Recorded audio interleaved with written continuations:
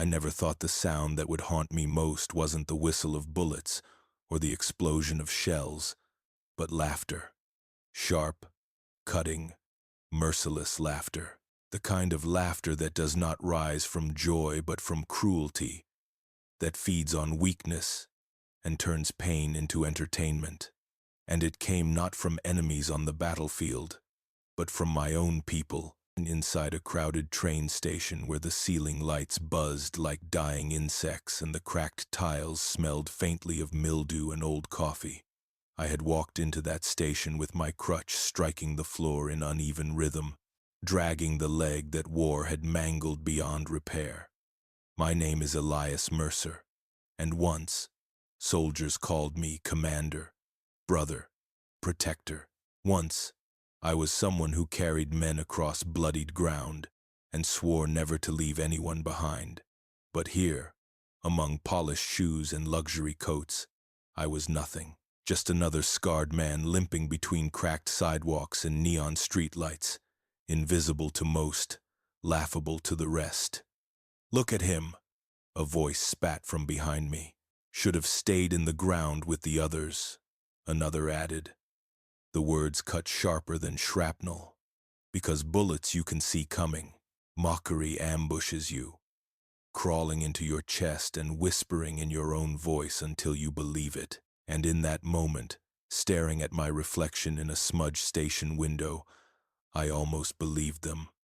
The glass showed me not a warrior, not even a man, but a shadow with hollow eyes, scars mapped across his face like reminders that he had survived too much. A reflection of loneliness I had carried since the war ended.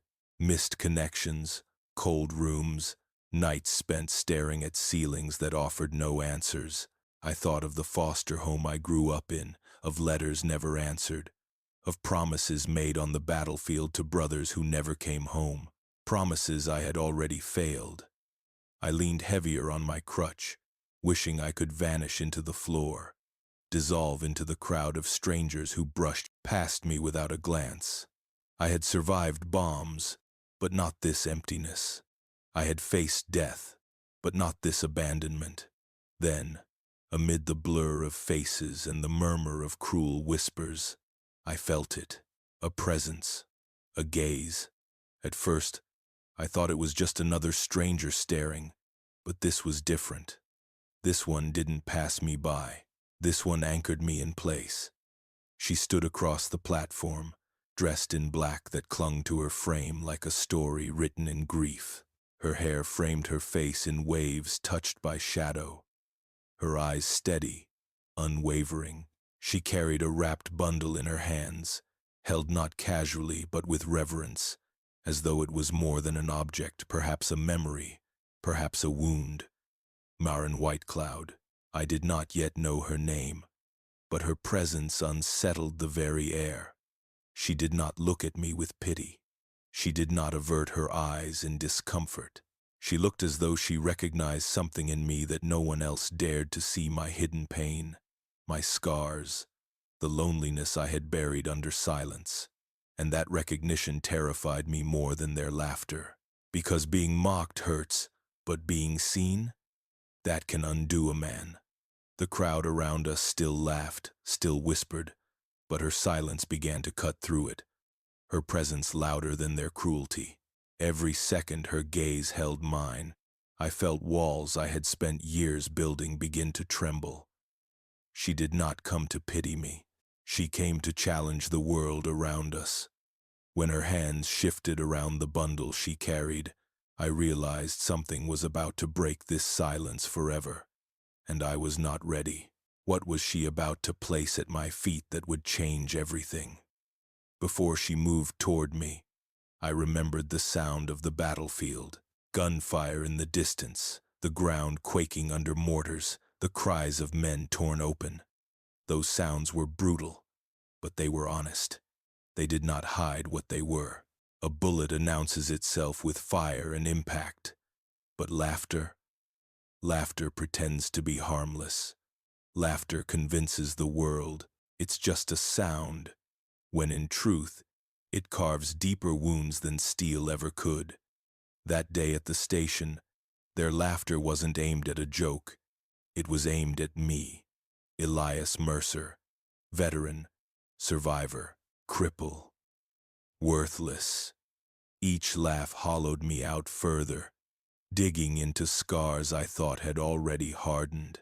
I thought of my brothers in arms, the men I promised I'd live enough for, the ones buried beneath foreign soil while I stood here, mocked by the very country I had bled for. I thought of the last night we huddled together, talking about second chances, about finding homes, about living beyond the war. I promised them, and yet I had returned only to live in shadows, in diners where no one remembered my name, in apartments where silence pressed against the walls, in clinics where no healing came. Bullets had broken my body, but abandonment had broken my spirit. That was the wound I never confessed, the wound no metal could cover. And then she stepped forward. Marin Whitecloud moved through the crowd as though each step was carved from stone, her black dress trailing like memory, her presence silencing voices before she even spoke. She carried the bundle closer now, her grip steady, her gaze locked on mine. Every eye in the station followed her, but it felt as though she saw only me. The crowd faltered, their laughter unraveling into uneasy whispers. Something about her unsettled them. Perhaps it was the way she carried herself, with dignity unbent by grief. Perhaps it was the silence that followed her, the kind of silence that feels heavier than thunder. Or perhaps it was the wrapped object in her arms, a mystery that promised revelation. I tightened my hold on my crutch, my body trembling, not from weakness, but from fear. Fear that whatever she carried, whatever she saw in me, would demand something I was not ready to give. I had spent years hiding inside my scars, retreating from recognition, refusing the intimacy of connection. And here she was, tearing down the walls without speaking a word. Her presence was unbearable, because in her eyes I saw not pity, but recognition. The recognition of a bruised past, of faceless attraction to the broken spirit of another, of scars that mirror your own even when your stories differ. She carried abandonment in her silence. I carried despair in my limp, and in that moment it felt as though the two had collided. I looked away, but when I turned back, she was closer. The crowd shifted uneasily, a boy tugging his father's hand, businessmen turning their heads, a woman clutching her purse tighter, yet no one dared to stop her. It was as if she moved through a current that none of them could resist, a current that drew her inexorably toward me. I wanted to ask her what she wanted, why she looked at me as though she knew me, why she carried her grief toward me. But I said nothing, because my voice had long ago been silenced by shame. And then her hands adjusted the bundle, loosening the cloth just enough for the crowd to glimpse something that gleamed beneath it. A weapon, an axe. The laughter vanished, swallowed whole by shock. Their cruelty had tried to bury me, but her silence, her presence, and the weapon she carried were about to unearth me. As she stood before me, her grip tightening on the axe, I knew the question I had avoided could no longer be silenced. Why me? Out of all the broken men in this world, why had she chosen me? The first time I truly saw her, it was not because of the clothes she wore or the object she carried, but because of the silence she commanded. In a station overflowing with noise, vendors shouting for attention, children tugging at their mother's arms, businessmen barking into telephones, she stood perfectly still, and in that stillness the air itself seemed to bend. I had grown used to being unseen, invisible in my brokenness, but when her eyes found mine, I realized she had cut through the noise in a way no one else dared. Marin Whitecloud. I did not yet know her name, but the sight of her was unforgettable. She wore black, Not the kind of black chosen for fashion or vanity, but the kind that clings to skin like memory. It was the color of mourning, the color of farewell, the kind of black that spoke without words of someone who had loved and lost and carried the weight of both grief and resilience. The veil of her widowhood was not just in her clothes. It was in the sharp line of her jaw, the way her shoulders squared against the world, and the quiet intensity in her gaze that refused to falter. Her face bore no softness of pity. That was the first thing I noticed. Most who looked at me offered pity like a curse, shallow kindness that made my scars feel deeper. But her eyes, dark, unwavering, heavy with stories I could not yet read, offered something else entirely. She looked at me not as a broken man limping through shame, but as if I were a mirror reflecting a piece of her own fractured soul. Around us, the crowd barely gave her a glance. To them, she was only another stranger passing through. They noticed the black shawl, the steady hands, perhaps even the wrapped bundle she carried, but they did not linger. Their attention was fixed on my bent body, my crutch, my scars. Their laughter still echoed, but in my chest, her silence grew louder than their cruelty. I remember thinking she did not belong in that station, not in the way the rest of us did. The cracked sidewalks, the flickering lights, the impatience of the crowd, it all seemed too small for her.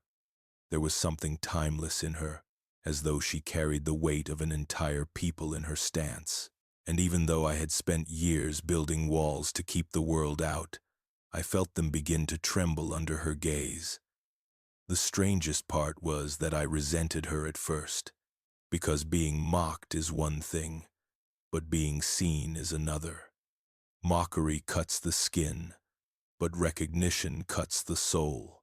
She was stripping away the mask I had worn for so long, the mask of bitterness, the armor of silence, and forcing me to stand naked in my pain. I hated her for that, even as I could not look away. It struck me then that she had not come for me at all. She had come to challenge the world, to stand as proof that grief can be carried like a banner, not hidden like a wound. She did not pity me. She confronted the cruelty around us with nothing more than her presence. And then, with deliberate slowness, she began to move. Step by step, Marin Whitecloud walked toward me, her wrapped bundle clutched tightly against her chest. The laughter around us began to falter, thinning into uneasy murmurs. Every step she took was a declaration, though she spoke no words. I tightened my grip on my crutch, my breath shallow, my heart thundering as she drew closer. I wanted to retreat, to vanish into the faceless crowd, but her eyes held me in place. The widow in black was coming to me, and I knew my life would not remain untouched. She did not come to pity me. She came to challenge the world around us. And with each step she took, I felt the weight of something vast and unknown pressing down on me, waiting to be revealed. When Marin Whitecloud finally stopped before me, the world seemed to hold its breath. The bundle she carried was still pressed tightly to her chest, wrapped in cloth that looked worn by time, as if it had traveled far before arriving in her arms. For a moment, she simply stood there, her silence louder than any accusation, her eyes locked on mine. I wanted to ask her what she saw in me, why she had chosen me out of everyone in that crowded station, but no words left my mouth. Then, slowly, she knelt, lowering the bundle with a reverence that stilled the restless crowd. The laughter died entirely, replaced by whispers and uneasy shifting of feet. With deliberate care, she loosened the folds of cloth, pulling them back layer by layer until the object within was revealed. It was an axe, heavy, ancient. The handle was dark with the oil of many hands, etched with markings that spoke of battles long past. The blade, though worn, caught the flicker of the station lights and gleamed with a quiet, enduring strength.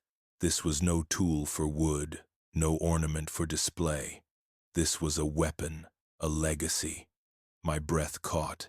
I had seen weapons before, had carried them, fired them, lived and nearly died by them, but this was different.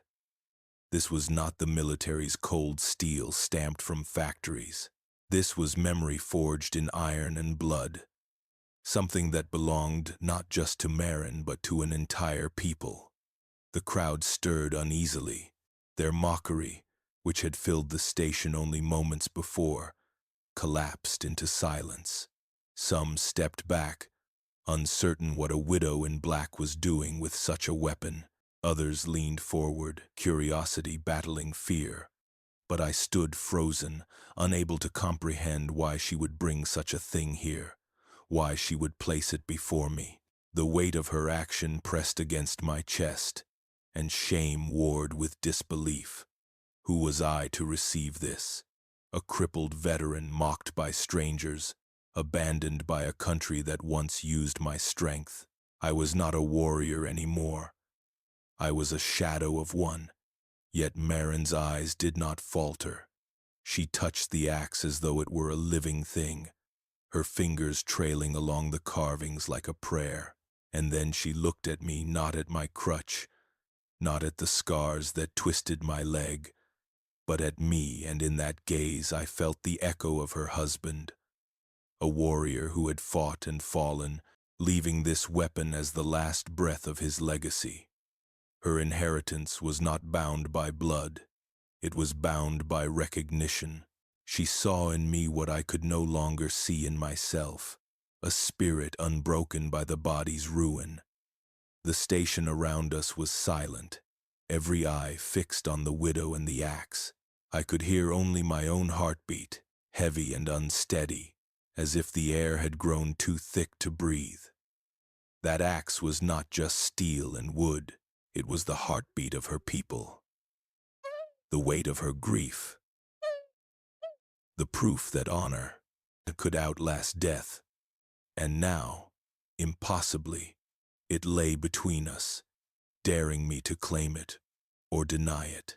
Marin Whitecloud raised the axe high in front of them all, her silence louder than their jeers had ever been. And in that moment the question thundered inside me. Why me? When Marin Whitecloud lowered herself to her knees before me, the entire station seemed to tilt into silence. Her shawl brushed the floor, the black fabric spilling like a shadow at my feet, and in her hands rested the axe, its blade gleaming faintly under the harsh station lights. For a moment, time fractured the laughter that had mocked me only minutes before dissolved, and every sound became distant, muffled, as if the air itself had been pulled into the gravity of this single act. She did not tremble. She did not hesitate. With a calmness that seemed carved out of stone, she placed the axe on the ground beside me, the handle angled toward my hand. It was an offering, a declaration, and a command all at once. Then she spoke, her voice carrying not just through the station but through the marrow of my bones. "You are a warrior," she said, her words measured, deliberate, unshakable, "and you will carry this." The crowd stirred. Gasps rippled like a sudden gust of wind. A widow kneeling before a crippled veteran, laying down her most sacred inheritance, as though crowning him in front of the world. Such a sight belonged not to the station but to the pages of a legend. My throat closed. My chest felt heavy. Shame roared inside me, louder than the silence, louder than the stares, because I was not what she claimed me to be. I was not worthy of her words or the gift at my side. My hands shook as I stared at the axe, and my heart screamed with the truth I had buried for years. I was broken, unfit, a shadow of the man who once stood tall. Why me? Why not another? Why place the weight of her husband's legacy, the last breath of her people's pride, into the hands of a man mocked openly by strangers. I wanted to push it back toward her, to tell her she had made a mistake, to insist that I was no warrior, no leader, no heir to anything except my own regret. But she looked at me with eyes that allowed no retreat. There was no pity in them, no softness, only fire, only truth. She saw me not as the world did, not as the cripple they called worthless, but as something still unbroken, something the world could not crush no matter how many names it hurled at me. I bent down, my crutch pressing hard against the floor to balance my weight, and I touched the handle of the axe. It was warm, as though it carried the pulse of 1,000 battles, as though the spirit of every warrior who had gripped it still lingered in the grain of its wood. My fingers trembled, not from weakness, but from the enormity of what it meant. Her inheritance was not bound by blood, it was bound by honor. She was not giving me the axe of her husband because I shared his lineage. She was giving it to me because she saw in me the same spirit that lived in him, a spirit the world around us had refused to acknowledge. The weight of that realization was unbearable. I wanted to collapse beneath it. I wanted to disappear into the cracks of the station floor. Instead, I gripped the axe tighter, knowing that from this moment forward, I could no longer hide in shame. As the crowd whispered and shifted, my heart pounded with a question I could not silence. Why me? Out of all the broken men in this world, why had she chosen me?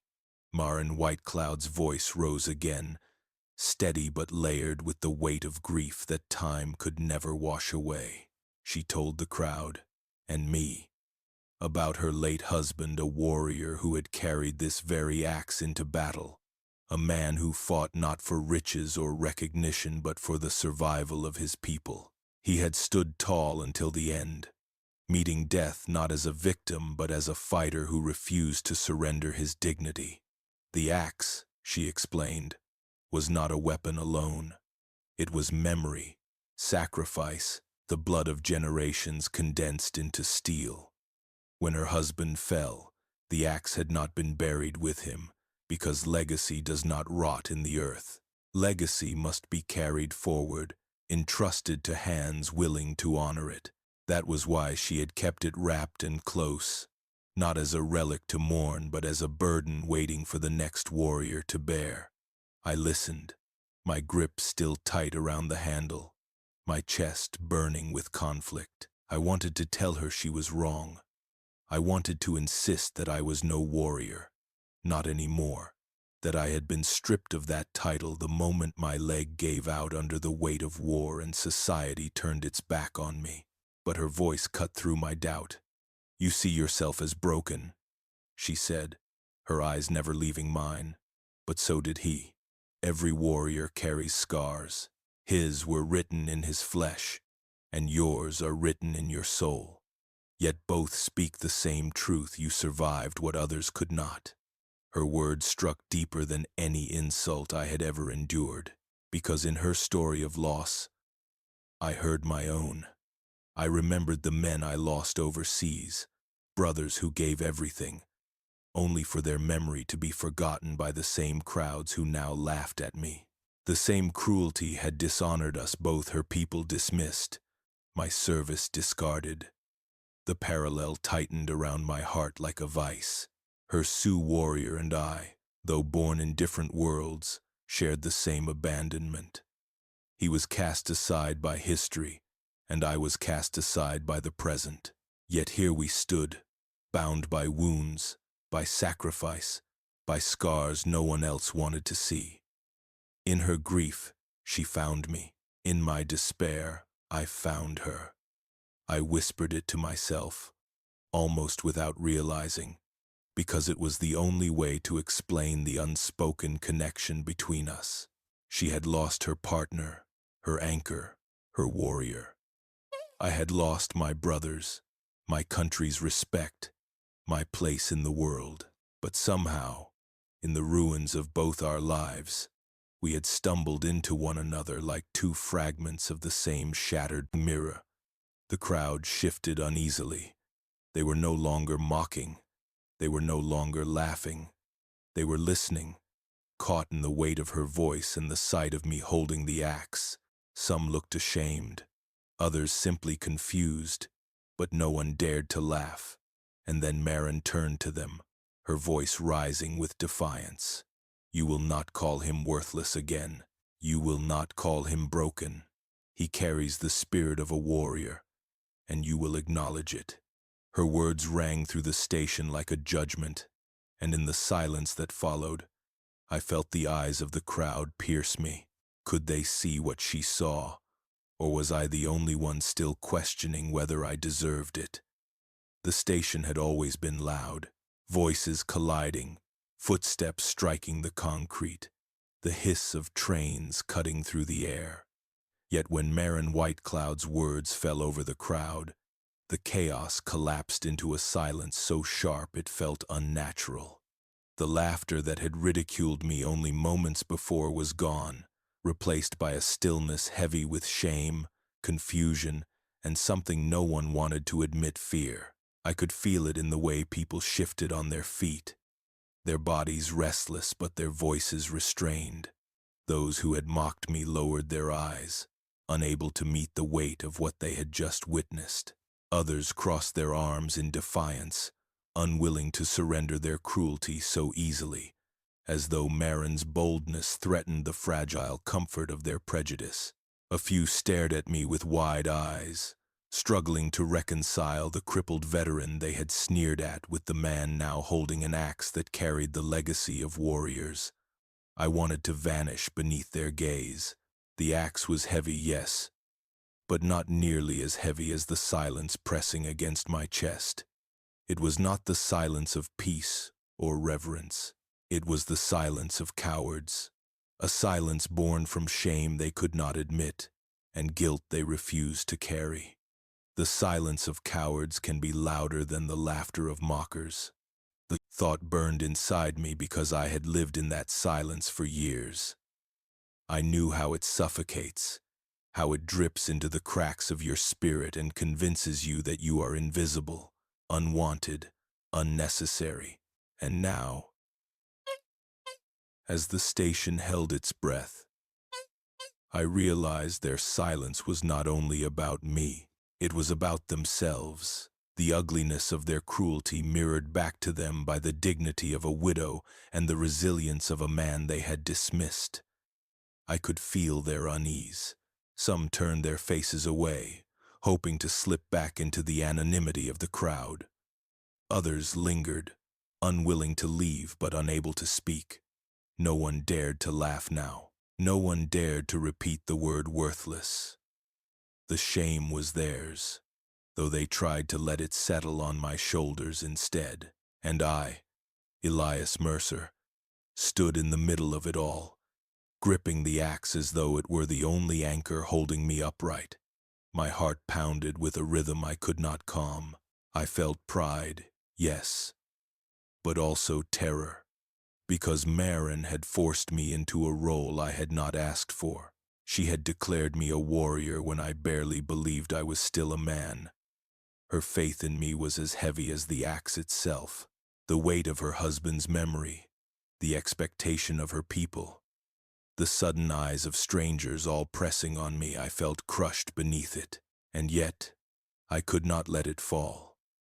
The silence stretched, thick and unyielding, until it became unbearable. Every second was a reminder that I had been chosen for something I did not understand, something I feared I could never uphold. As I stood there, drowning in their silence, one question cut through the noise in my head. Can I carry this gift without collapsing under its weight? The axe lay heavy in my hands, heavier than any rifle I had ever carried. It was not just the steel or the wood that pressed into my palms, it was the weight of history, of expectation, of grief, and of honor I felt unworthy to claim. My chest tightened as I stared at it, my mind spinning with doubts I had buried, and for years. I had been a soldier once, but I was no longer. The war had stripped me down to scars and bone, left me limping through a life I no longer recognized. Every step I took was a reminder of what I had lost. And now here was Marin Whitecloud, placing her most sacred inheritance at my side, demanding that I shoulder something greater than myself. I wanted to tell her no. I wanted to return the axe, to step back into the shadow of invisibility where no one expected anything from me. But Marin's voice broke through my fear like a steady flame. A warrior is not measured by flesh, Elias Mercer, she said, her tone sharp enough to cut through the doubt I clung to. A warrior is measured by spirit. The body falls, but the spirit remains, and yours is unbroken. Her words carved deeper into me than any wound I carried. I felt them like fire on scarred skin, searing away the excuses I had wrapped around myself. I had told myself I was finished, that my worth had expired when my strength failed. Yet she stood there, unwavering, insisting that my survival itself was proof of something greater. I thought of her husband, the Sioux warrior she had spoken of, who had carried this axe into battle. He had fought not because his body was flawless, but because his spirit refused to yield. His death had not silenced his legacy. Instead, it lived in her hands, and now she demanded it live in mine. I wanted to resist, but the truth lodged itself in my chest. She was right. My scars were not signs of failure. They were proof I had endured. Proof that I had stood in fire and still remained. Proof that resilience was not the absence of pain, but the refusal to let pain consume you. The philosophy she spoke of, drawn from her people, cut to the core of me. Courage was not found in perfect bodies or unbroken bones. Courage lived in the spirit that refused to die, even when the world tried to bury it. Courage was the choice to rise again, even when standing hurt. I looked at her, then truly looked, and saw the grief she carried like armor. She had lost a husband, yet she stood strong. She had every reason to collapse under the weight of her sorrow, yet she chose to rise. And in that moment I understood her burden and mine were the same. Different wars, different scars, but the same struggle to keep walking through a world that had abandoned us. I gripped the axe tighter, my heart racing, my body trembling. Every instinct screamed to let it go, to drop it before I shattered under the weight. But another voice rose inside me, quiet yet firm, a voice I thought I had lost. Maybe I was more than the broken body they mocked. Maybe I was still a warrior. I looked at the axe, then at Marin, and made my choice. My hands tightened on the handle, and I whispered to myself the words I had feared for so long. I will test its weight. The axe felt impossibly heavy when I first wrapped both hands around the handle. My palms sweated against the wood, my arms trembled under the strain, and for a moment I thought I might drop it. But I refused. Not here, not in front of the crowd that had mocked me, not before the widow who had chosen me, not against the memory of the man who once carried it. I clenched my teeth and pulled it upward, my wounded body fighting with every ounce of strength it could still muster. The world narrowed into a tunnel of sound, my ragged breathing, the pounding of my heart, the whisper of the blade cutting air as it rose. The crutch that had defined me leaned abandoned against the bench, and for the first time since the war, my hands held not a crutch of weakness but a weapon of strength. And in that moment, something surged through me. It was not just adrenaline. It was not even pride. It was something older, deeper, like a pulse carried through the handle and into my veins. I could almost feel the warriors who had gripped it before me, hear their breath in the silence, sense their scars and battles layered over mine. It was as if Marin's husband, and every ancestor who had fought before him had reached through time to place their hands over mine, lending me their endurance. The station around me blurred. The mockery that had burned like fire hours before evaporated, replaced by an awe that settled heavy over the crowd. People who had laughed were now silent, their eyes wide as they watched me lift what they could not understand. I saw shame on some faces, disbelief on others. A boy clutched his father's hand, whispering a question too soft for me to hear, while the man swallowed hard, unable to answer. For the first time since the war, I felt whole again. The thought struck me like a revelation. I was not a cripple, not a discarded soldier, not a ghost walking the cracked sidewalks of a city that had forgotten me. I was a man holding an inheritance of strength, and in that moment the war I had lost no longer defined me. I wanted to believe the crowd saw what Marin saw, but even if they didn't, I could feel it burning in my own chest, a flicker of pride I thought I had buried with the men I lost overseas. My scars were still there, my limp still real, but they no longer stripped me of worth. They were proof that I had carried pain and survived. As the axe steadied in my grip, a hush fell heavier than the silence before. The station no longer mocked. It bore witness, and in their eyes, I glimpsed something new, not pity, not cruelty, but recognition. The axe was steady in my hands now, the weight no longer unbearable but strangely familiar. Yet as the silence stretched, a question coiled inside me like smoke. What destiny awaits a man who carries a weapon that is not his own, but has now become his burden? The silence after I lifted the axe was not just the absence of sound, it was transformation. For years, I had allowed the judgment of others to define me. Their laughter carved my identity. Their whispers named my worth. Their silence erased me from belonging. But standing in that station, the axe in my hands, I realized their voices no longer mattered. Society had called me broken, but it was not society that chose me.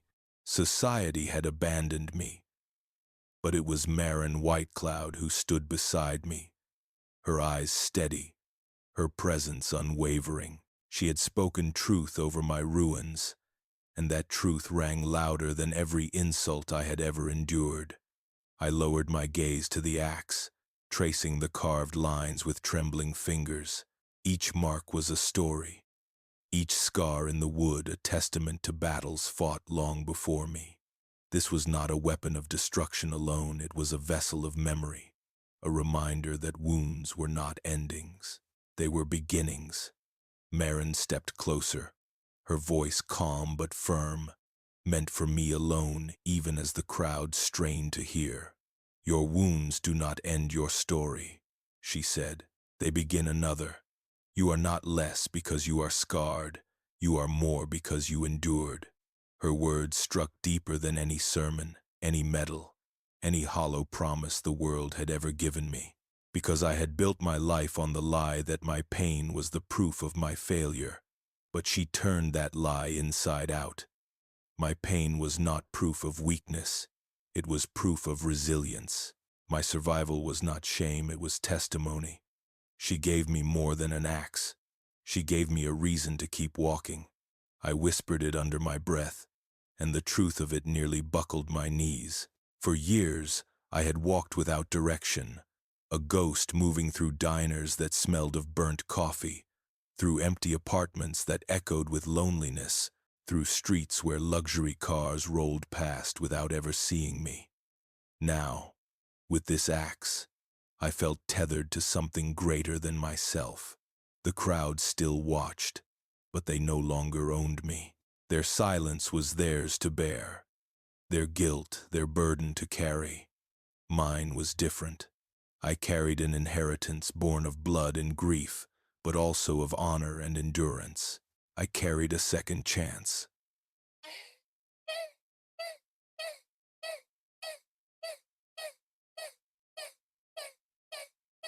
I glanced at Marin again. She stood tall, her eyes unwavering, as though she had known this moment would come all along. I wanted to ask her why me? Why this burden? Why now? But the question lodged in my throat. Perhaps I would never know the full reason. Perhaps the answer was simpler than I thought. Sometimes broken things are chosen because they can carry weight others cannot.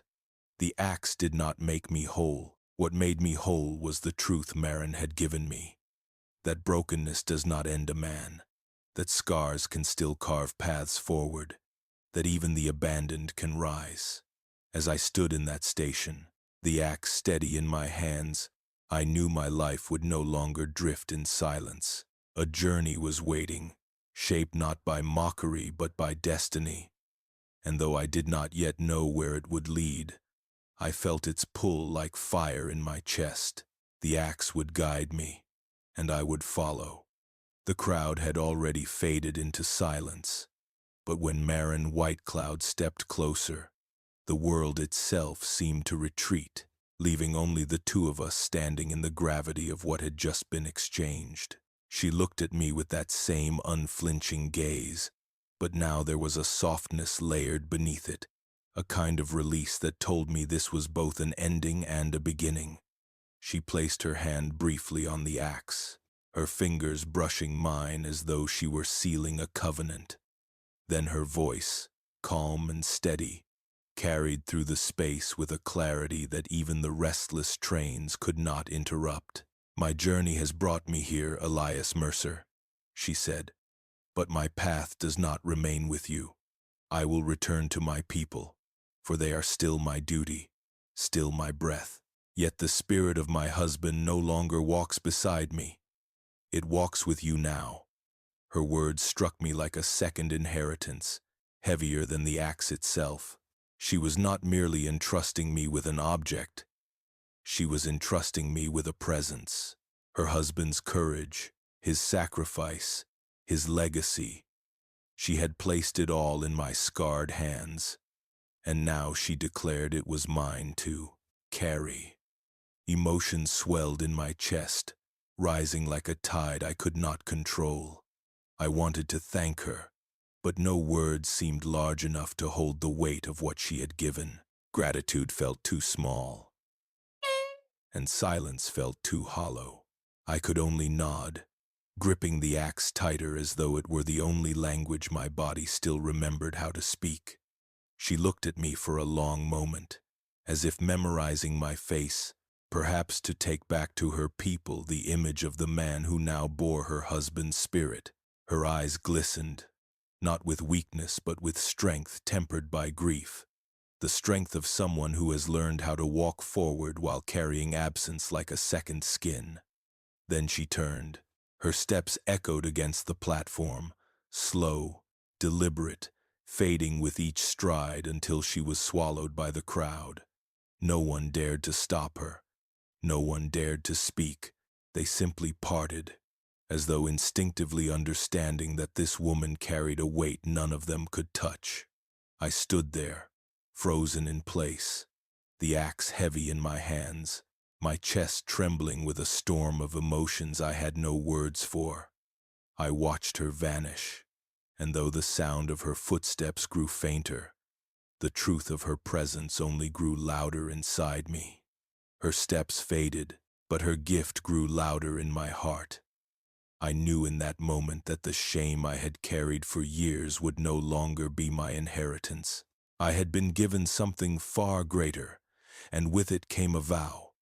I looked at the axe one last time and swore to myself that never again would I live bowed by shame. From that day forward, my life would not be measured by mockery but by the honor I chose to carry. Years have passed since the day at the station, but even now when I close my eyes, I can hear the echo of that silence. Not the cruel laughter that tried to bury me, not the jeers that stung sharper than shrapnel, but the silence that followed after Marin Whitecloud placed the axe at my side. That silence has lived inside me ever since, shaping who I became. It is strange how a single day, a single gesture, can divide your life into two halves. Everything I was before the station belongs to another man. A man who walked in shadows and lived under the crushing weight of shame.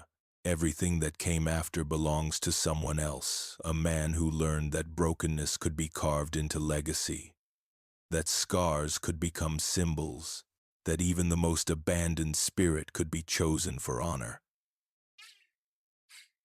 The axe has never left my side. It rests in my home, sometimes propped against the wall where the morning sun brushes its steel, sometimes laid across my lap when I sit in silence, thinking of the journey it has taken me on. I never hid it behind glass or polished it into ornament. I left it scarred, marked by years of battle before me and years of memory after, because that axe was never about appearance. It was about survival, about carrying weight when the world insists you are not strong enough, about proving, day after day, that dignity can rise from ashes. They mocked me as worthless. Marin Whitecloud named me a warrior. Those words have followed me through every season of my life since. They carried me when my body failed, when loneliness threatened to suffocate me, when the city's cracked sidewalks seemed to swallow every step I took. They reminded me that the cruel voices at the station did not define me, and that one voice, one act of recognition, had the power to rewrite the story entirely. There were nights after the station when I sat alone in dim diners, the smell of burnt coffee rising like smoke, staring at the axe propped against the booth beside me. Strangers would glance at it curiously but never ask. And in that silence, I would think of Marin. I wondered where she had gone, whether she ever thought of me again, whether she believed I was worthy of what she entrusted. There were mornings when I limped past glittering penthouses and expensive cars gleaming beneath the streetlights, and I thought of how invisible I had once been. The world had passed me by then, rushing to its meetings and its wealth, never pausing to see the man walking with a crutch and a shadow. But after the station, I no longer felt invisible. Even when no one looked at me, I carried a legacy that did not need their recognition. There were days when I visited clinics where other veterans sat in silence, their eyes as hollow as mine had once been, their hands trembling as they clutched papers that meant nothing. I placed the axe on the table in front of them, not as a gift, but as a reminder. I told them what Marin told me, that scars do not end the story, that wounds are not disqualifications, that survival itself is proof of a warrior's spirit. Some wept, some simply nodded, but all of them understood. At first, I thought the axe would crush me. Its weight felt unbearable, as though I had been given more than I could carry. But over the years, I realized it was never meant to be light. It was meant to remind me that honor is heavy, that dignity comes with burden, that resilience is built not in ease but in endurance. Each scar carved into the wood told a story of a warrior before me. Each stain along the handle carried blood not my own. And when my hands closed around it, I became part of that lineage, not because I had earned it in the eyes of the world, but because someone had recognized in me the one thing I had stopped recognizing in myself, the will to keep walking when every step hurts. The axe became more than inheritance. It became a mirror. When I doubted myself, when the whispers of worthlessness tried to creep back, I looked at it and saw my reflection not as a crippled man but as a survivor entrusted with honor. It reminded me that even broken vessels can carry legacies. I will never forget the years when loneliness pressed hardest. Nights in an empty apartment, the hum of the refrigerator louder than my own breathing. The streetlights outside flickering like half-kept promises. I thought often of the men I lost, The brothers whose laughter used to fill the nights overseas. Guilt would creep in, whispering that I lived while they did not, that perhaps the crowd at the station had been right to mock me. But then I would touch the axe, run my hand along its carved lines, and remember Marin's eyes. She had seen the same guilt, the same loneliness, in her own reflection. She had carried her husband's spirit, and in giving me the axe, she had given me a second chance. That recognition between us, that unspoken connection born of grief and survival, taught me something I had never believed before. Healing is not about erasing pain. It is about finding someone who looks at your scars and calls them proof of endurance. Forgiveness is not about forgetting. It is about accepting that even the most wounded lives can still honor the fallen by carrying on. The people who mocked me that day at the station are forgotten now. I cannot recall their faces, only the sting of their laughter. But what remains is not their cruelty. What remains is Marin's defiance, her courage to stand before them and declare that I was worthy when I could not say it for myself. Her voice turned their silence into judgment, their shame into a mirror. And though they disappeared back into the faceless crowd, I carried forward the truth she gave me. Every time I lift the axe, I hear her words. Every time I step forward, no matter how uneven, I know I am not stepping for myself alone, because the axe did not just restore my dignity, it gave me a purpose I had lost, to live in honor, to speak for those silenced, to remind the broken that they are not worthless, no matter what the world calls them. Now, as an old man, I sit with the axe beside me, its steel dulled but its spirit unbroken. I have carried it longer than I carried any weapon in war, and yet it has carried me more than I have ever carried it. Sometimes I wonder what became of Marin Whitecloud, whether she found peace among her people, whether she ever knew how far her gift reached. Perhaps she is gone now. Her footsteps faded entirely, but her spirit has never left me. It breathes through the axe, through my survival, through every word I speak to those who think they are alone. If I could speak to her one last time, I would tell her this. I was afraid that day. I was ashamed. I thought I was unworthy of what you gave me. But you were right. You saw something in me I had buried, and you gave me the strength to uncover it again. You gave me more than an axe. You gave me the chance to live with honor. They mocked me as worthless. Marin Whitecloud named me a warrior. Those words will be carved into me until the day I take my last breath, because that is what the station gave me, not an ending, but a transformation. From shame to honor, from abandonment to legacy, from brokenness to something that could still stand, still walk, still carry weight. And if the world forgets me, if history writes me off as just another scarred man who limped through cracked sidewalks and diners full of silence, let it also remember this. I carried the axe, and I carried it with honor. Brokenness is not the end. It is the soil where resilience takes root, where second chances grow, where abandoned men and widows meet in silence and forge a bond the world cannot erase. What happened at that station was not pity. It was recognition. It was redemption. It was the day I learned that scars do not strip you of worth, they crown you with survival. And that is the legacy I leave behind.